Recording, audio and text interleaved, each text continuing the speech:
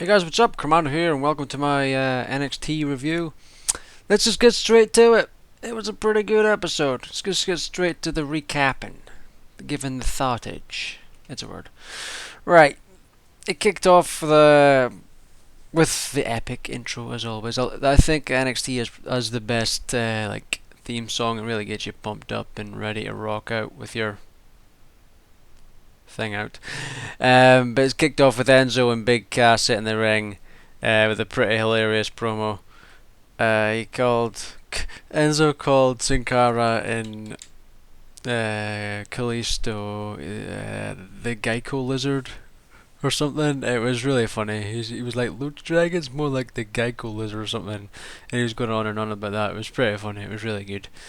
I love Enzo and Cass. Just awesome.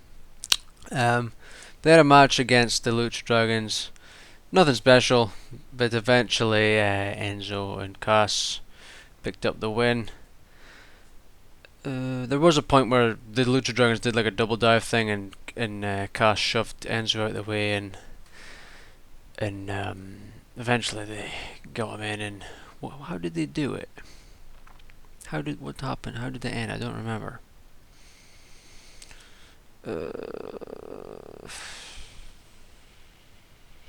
Oh, he did a swinging like Uranagi side slam, and then Enzo did a splash and won. It's pretty sweet. And there was a video package for next week where they're going to Columbus, which I thought was going to be taped for an NXT DVD. There was word that it was going to be a DVD, and I was really disappointed because I heard it was absolutely incredible, the tapings last week. One of them they taped, and then I think the other was just like a house show type of thing. They should have just taped both of them, you know. They should have, and they should air it all, but I don't think they are. Apparently, they're only going to air some of it, which kind of sucks. Because I really want to see this Big Show Ryback match, because the crowd just went wild. But people said that it's unlikely they would air just because of the crowd reaction to it. They're like chanting for Big Show to retire, and then Big Show was responding to that with he had 10 more years in his contract and all this other stuff. It just sounded really good. Apparently the match was actually good, but the crowd was just going wild and giving them shit. It was pretty funny. It sounds pretty funny. But Alex Riley and Kevin Owens is going to happen next week. I think they're only airing some of the matches, so maybe they'll air the week after. They'll air the second hour or the second half of these tapings. But I heard there was spoiler alert, there was a match between Cesaro and Adrian Neville that was apparently amazing, and the ending was must see. So I really want to see it. But anyways, let's go on. Excuse me. We have Alexa Bliss versus Carmella. It's pretty sweet to see Alexa Bliss back in action again. She came back after a little nose injury, but I think she came back like a month ago or something, and then I don't know. Or maybe she was out before this nose injury, then she came back, got the nose injury, and was away again. I can't remember.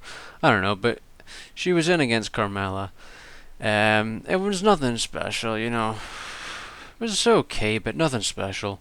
Eventually, Alexa won with the Sparkle Splash, which was just like a splash, but she sort of turns around. I don't really know how to explain it.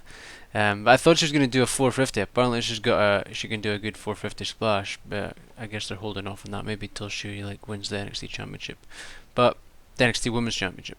But she was looking more jacked. I will say that, looking more muscular in the leg region, and her butt was looking pretty good too. Anyways, next we have Alex Riley cutting a promo, a really good promo. Like, you should see this. It was just really good, speaking about how he'd been told so many times that he wasn't gonna wrestle again, and there was nothing for him, and how he was locked in a cage, and it was really good. You know, it was really good. And he was really passionate, and you should see it. If you didn't see it, you should go and watch it. If you're not watching NXT yet, you're a ferret. because you're missing out. But anyways, we have Alex Riley versus CG Parker. It was pretty sweet to see Alex Riley come out, hearing that theme song again, and you could tell he was just loving it. And he was pumped up the entire match. It was a pretty good little match, It was decent. I thought we were gonna see the TKO that he did. He did have him up for it, but he didn't hit it. But he won with the blockbuster, which was kind of surprising to see. But he was really good in this match. I really enjoyed him in it. And it's going to be good to see where it goes, because after this, Kevin Owens comes out and said he put an end to Riley's in-ring career, and then he's going to take care of Finn Balor.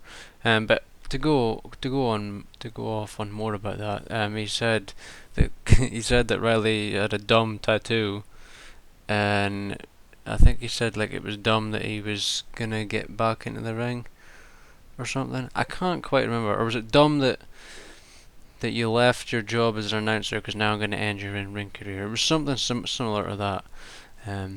But it was pretty good, and I'm interested to see where this goes. I really am. I really want to see where this whole thing with Alex Riley goes, because he deserves it. It really does. After being buried by Cena, the guy was so over. I really thought he could have been the next big guy. The great look, name, theme song, move set, and then just Cena came in and put an end to that, which sucks. Oh, there goes the old screen being a ferret. Next we have Hideo Itami versus Tyler Breeze. A pretty good match. Quite enjoyed it. Nothing special again, it was decent. Can't remember much from it, to be honest. Like I say, it wasn't special. It was okay. The crowd was calling for the GTS as per usual. It didn't happen.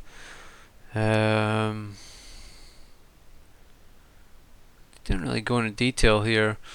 But he won with the beauty shot, which I really didn't expect. I really didn't expect it to happen. And when it happened, and when he pinned him, I was like, "Oh yeah, miss!" Yeah, it was just awesome. I really didn't think Tyler Breeze was gonna win it. It was good, and we didn't have to see that horrible finisher from Hideo, that running dropkick. It just isn't a believable finisher to me. But there is a match coming up, I know, between these two in the future, so I'm looking forward to it. I'm not going to spoil that, but I'm looking forward to it. There was a funny spot as well. It was nothing like wrestling related, or the ref moved the selfie stick out of the way, and somebody shouted, "Hey, be careful with that, ref!" I just thought it was pretty funny. There was a couple laughs, but I thought it was pretty funny. But well, they went for 8 minutes. That's it. It was kind of a shorter sort of actionless episode, but I did enjoy it. I did enjoy it. It was okay. It was good. Something I thought about making a video while I was watching Raw. Because Paul Heyman did it again with that promo. Oh my god, he was on fire again. I just don't see that Vince can be, well, definitely not Vince. I don't know if anyone in the creative team or whatever can be scripting these promos for Paul Heyman, because I just don't believe that they would mention about the UFC or any of that other stuff. I don't know if Heyman is just going out there and just making up his own stuff or what, but it's awesome. He's just good. And I don't know why Brock Lesnar's showing up though. I don't see the purpose of him being there just for a Heyman promo. Heyman can do these promos on his own. If this is all you're going to do for the build to WrestleMania, then you don't need Brock Lesnar there. We don't. And something else I want to talk about is the build to WrestleMania.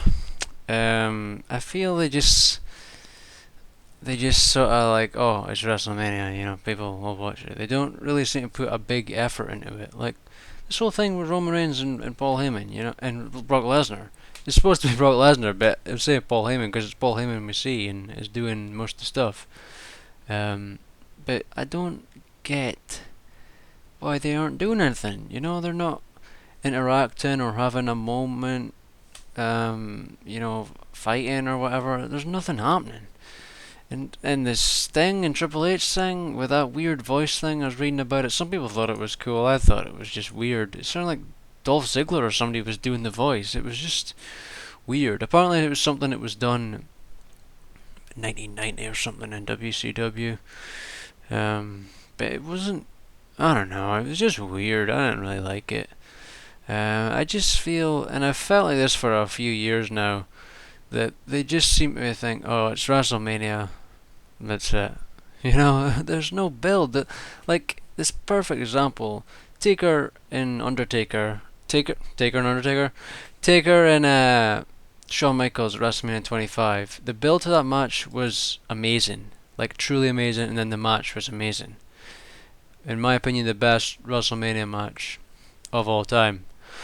And then the following year, it was just nowhere near the same. It was just like, oh, they had a great match last year, so it'll happen again. And they didn't really put any effort into it. And I feel that's kind of the same way for a lot of things now. A lot of WrestleManias, and well, pretty much every other pay-per-view or whatever, but WrestleMania more so. They just seem to think it's WrestleMania.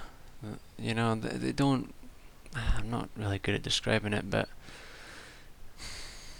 I don't know. I felt like for a while there's no excitement. There's no like, oh, I really want to see this. I really want to see that. I remember I think it was mainly due to it was the first time I was watching WrestleMania live, but I think it was WrestleMania 26. Because Miz and Big Show faced, was it John Morrison or Truth? I don't know. They faced somebody, but I remember that was when I was excited. But I think it's probably just because it was the first time I was staying up. But then after that, nothing really. But I mean, I fell asleep during WrestleMania 30 last year, so that tells you how thingied I was for it. But tell me what you thought of Raw anyway. I mean, it was all right, but nothing special. It was better, but it was easy. I found it easier to watch. I found last week's easier to watch too, but this nothing special. I don't know. They need to change. They need to change something. There needs to be an interest. There needs to be a want to see these matches. There's no, like, you don't want to see Roman Reigns face Brock Lesnar. And I mean, I know some people don't really want to see it, but there's no like, oh, I want to see Roman Reigns dethrone Brock Lesnar because of this or that, or I want to see Brock Lesnar do this, or there's none of that. And is Sting ever going to show up? I mean, on Raw and build to this match, or what the hell's going on there? I don't know. I don't know what's going on there. But tell me your thoughts anyway on NXT. It was good. I'm looking forward to next week, the NXT Columbus. It'll be decent. I'm sure it'll be good. Just hopefully we get to see some of the awesome stuff that happened. But yeah, that's about it. It's kind of a shorter one this week. It would have only been 8 minutes if I didn't ramble on about Raw there for a second. But yeah, that's it. Tell me your thoughts on NXT.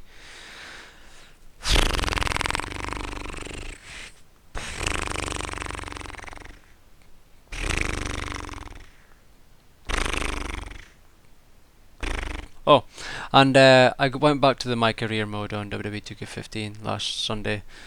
Not quite sure when that'll be uploaded. After all the showcase stuff, it'll go up. There was a pretty sweet moment that involved a big guy or two. I think you guys will enjoy it. Anyways, that's it. Thanks for watching. Be sure to subscribe, show that like button some love, and I'll see you on the next one. Bye bye.